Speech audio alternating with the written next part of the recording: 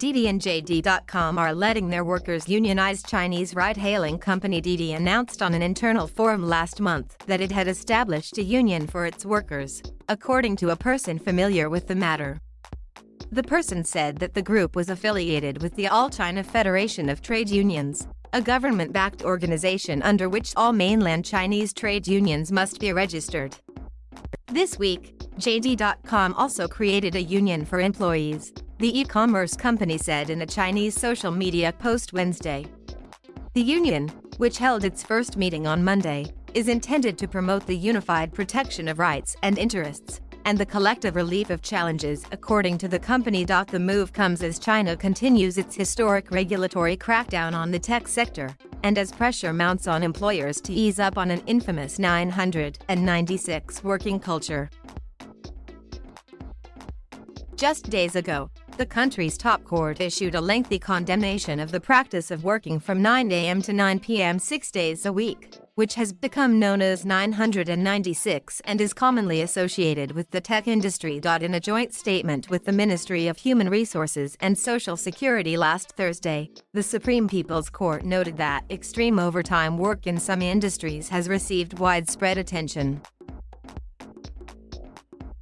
Workers deserve rights for rest and vacation, it added. Didi and JD aren't the only companies allowing their workers to unionize.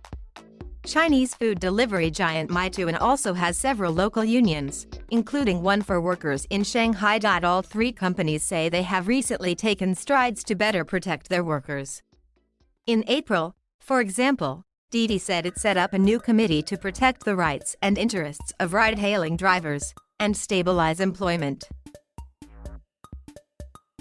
Xu Sun, the CEO of Didi's Chinese ride-hailing business, heads the committee, reporting to Didi co-founder and chairman Wu Weicheng. Spotlight on working conditions. Beijing turned up the heat on companies another notch this week. On Thursday, China's transport ministry said that it had summoned 11 companies, including Didi and Meituan, to warn them against recruiting unlicensed drivers and to remind them of the need to provide reasonable wages and enough time to rest. Recently, there has been an outcry over how food and e-commerce delivery workers are treated in China, especially as business in those fields has boomed throughout the coronavirus pandemic, noted Aidan Chout, a researcher at Hong Kong-based group China Labor Bulletin. It was not immediately clear whether drivers were included in Didi and JD's new unions. Neither company responded to a request for comment. Meituan and Didi did not immediately respond to a request for comment on the ministry's latest warning.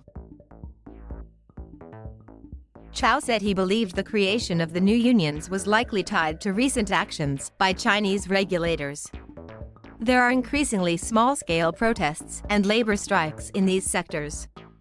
So the union is actually one way that the party tries to alleviate the problems. Earlier this year, another Chinese e-commerce company, Pinduoduo, faced strong criticism after 2 of its employees unexpectedly died during the holiday season. First, a worker in her 20s collapsed in Urumqi, the capital city of the Xinjiang region, while walking home with colleagues in December.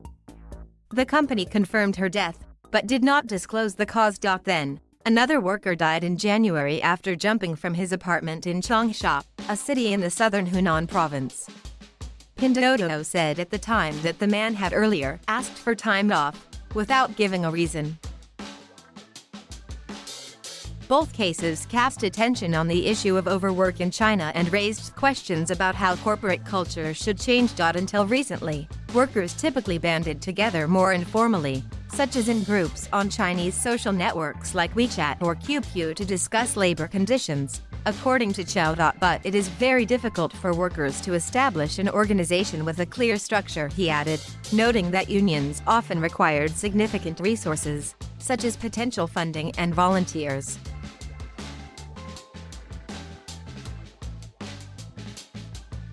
Thank you for watching. Please subscribe.